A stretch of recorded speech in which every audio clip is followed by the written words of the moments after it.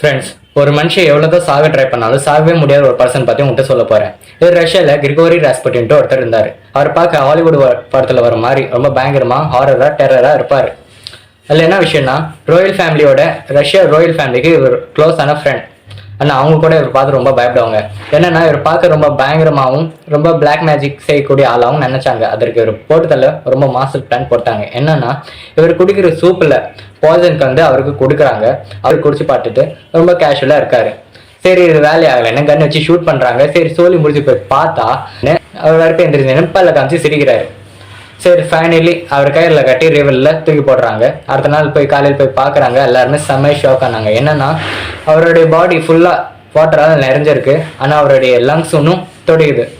இதுக்கான அர்த்தம் அவர் இன்னும் உயிரோடு தான் இருக்கு. சில சொல்கிறாங்க இவர் மிராக்கலான பர்சன்னும், சில சொல்கிறாங்க இவர் சாத்தானுள்ள ரொம்ப பயங்கரமாக டெவில் உள்ள பர்சன். ஆனால் இன்னும் யாராலையும் சொல்ல முடியல இவர் நல்லவரா இல்லை கெட்டவரான்னு. ஃப்ரெண்ட்ஸ், இவரை பார்த்து நீங்கள் என்ன நினைக்கிறீங்க?